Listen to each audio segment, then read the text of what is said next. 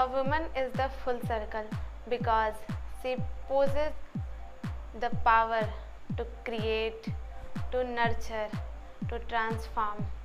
So, hey guys, this is me Sonali and welcome to my YouTube channel.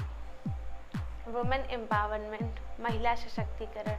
वैसे तो महिला सशक्तिकरण के लिए बहुत सारी NGOs, बहुत सारे लॉज, बहुत सारे एक्ट हमारे यहाँ लागू हो गए हैं हमारे IPC सेक्शन में, लेकिन फिर भी सारे नियम हैं, लेकिन फिर भी हम वो जो समाज में अभी कुछ लोग हैं जो महिलाओं को आगे नहीं बढ़ते देखना चाहते हैं, उनके ऊपर हम कोई बंदिश नहीं लगा सकते, कुछ नहीं कर सकते उनका, बस कर सकते हैं तो उनके नज़रिए को बदलने के। लेकिन वो लोग ऐसे समाज में रहते हैं जिनकी नज़रिए को भी नहीं बदला जा सकता। ऐसे लोगों को कहते हैं पैट्रियार्कल सोसाइटी में वो लोग रहते हैं। पैट्रियार्कल मतलब पितृसत्तात्मक सोसाइटी में रहने वालों की सोच यही होती है, औरत पाँव की जूती है, औरत को घर में रहना चाहिए, औरत को खाना बनाना चाहिए, बस औरत उनके जूठे बर्तन धोने के लिए, औरतों को पढ़ाने का कोई अधिकार नहीं। इवन मैंने अपनी लाइफ में खुद देखा है ये चीज़ कि बहुत सारी लड़कियों को घर से बाहर इसलिए नहीं पढ़ने दिया जाता क्योंकि उन्हें लगता है कि उनके घर की लड़कियां बिगड़ जाएंगी। क्या ये सही है? देखिए, मेरा मानना ये है, मेरा ओपिनियन, कि कोई ऐसे नहीं बिगड़ता। अगर आप किसी को बहुत ज़्यादा बंदिश में रखते हैं, मैंने आज तक अपनी ज़िंदगी में जो मैंने अपने एक्सपीरियंस से सीखा है, मैंने जो देखा है, मैं वो आपको बता रही हूँ। कोई भी जो पूरी ज़िंदगी खुल के जिया हो वो कभी नहीं बिगड़ सकता, लेकिन जो पूरी बंदिश में रहा है उसको मैंने बिगड़ते देखा है। क्योंकि अगर आप पहले से आज़ादी में रहोगे तो आपको फिर कोई और आज़ादी देगा तो आप बिगड़ नहीं सकते। लेकिन अगर आप बंदिश में रहते हो, अचानक से अगर आपको आज़ादी दिखेगी तो आप 100% बिगड़ जाओगे। आपको मैं एक छोटा सा मोरल देती हूँ। अगर एक कैदी है, उसको अगर आप जेल से थोड़ी देर के लिए रिहा करते हो तो वो भागने की कोशिश करेगा।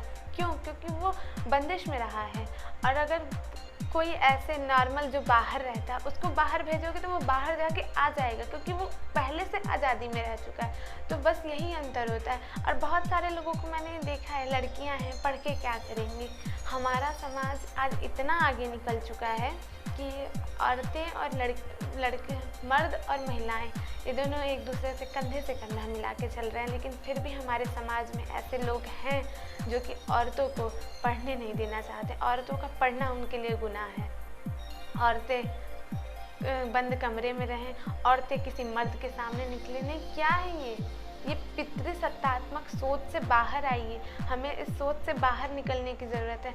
पता है, उनकी नज़र में लड़कियों का पढ़ना एक गुनाह सा बन गया है। लड़की अगर पढ़ेगी तो ज़्यादा से ज़्यादा क्या कर लेगी। अभी भी ऐसे लोग हैं हमारी सोसाइटी में, ये पैट्रियार्की से जुड़े हुए हैं। इन लोगों की सोच को अगर बदलने की आप कोशिश करो तो ये अपनी सोच आप पे थोप देंगे, ये नहीं बदल सकते।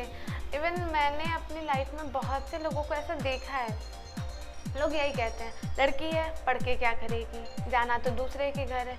देखिए, जब तक आप, इसीलिए यही कारण है कि जलाने के केसेस, दहेज से रिलेटेड, मतलब जितने भी ये केसेस आते हैं ना, क्योंकि आप पहले से पढ़ाए नहीं होते, लड़की सेल्फ डिपेंड नहीं होती, लड़की को खुद के ऊपर कॉन्फिडेंस नहीं होता। लड़की ने जन्म लिया और उसके बाद उसने चूल्हा चौका बर्तन एक बंद कमरे में उसने अपनी ज़िंदगी गुजारी और उसके बाद उसकी शादी कर दी गई, फिर वो उसी लाइफ में जी रही है।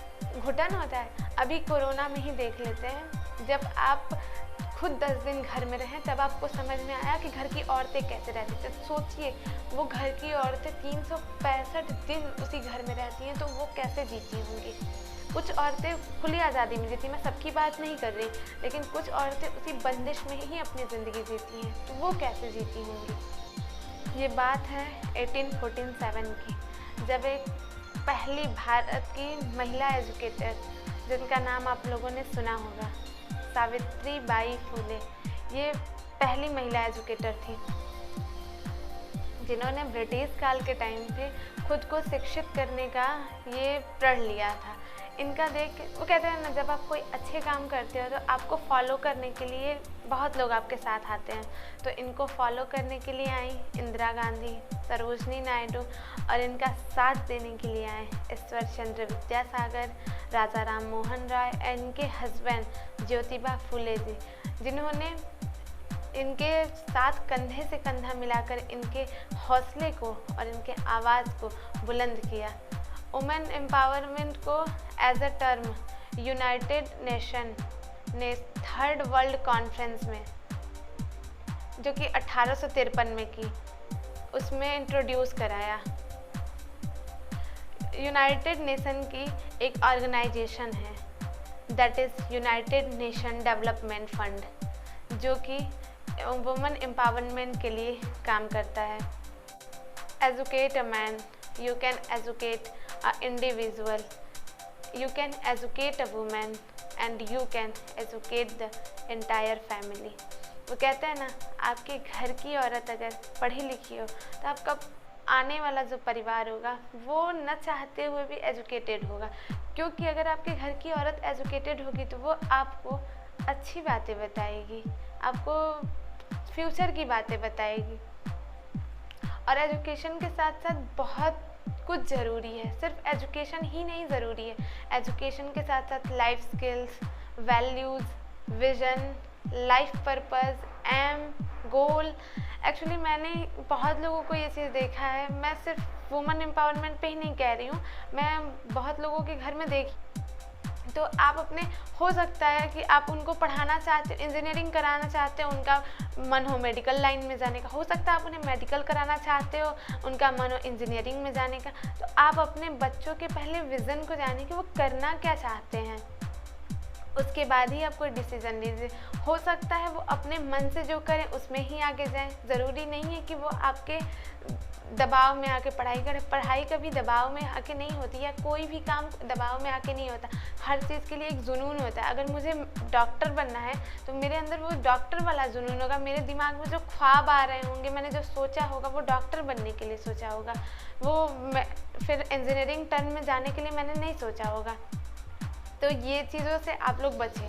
तो वैसे 2011 के सेंसस रिपोर्ट के अनुसार पता चलता है कि महिलाओं का लिटरेसी रेट सिर्फ इंडिया में 65% है और वहीं पुरुषों का 82%। आप ये जो 65 और 82 का डिफरेंस है, आपको पता तो लग ही गया होगा कि कितना कम है। और कुछ लोग ऐसे भी होते हैं जो अपने घर की महिलाओं को पढ़ने नहीं देना चाहते। तो उन लोगों से सिर्फ मैं यही कहना चाहूँगी कि अगर आप एक सभ्य समाज में जी रहे हैं, अगर आप आज के समाज में जी रहे हैं, अगर आप भी चाहते हैं कि हमारे यहाँ की भी महिलाएं और पुरुषों से कंधा मिला के चलें, तो आपको कुछ नहीं करना है। आप जिस समाज में रहते हो उसी समाज में लोगों को जाके ये चीज़ बताओ कि औरतों का पढ़ना कितना ज़रूरी है।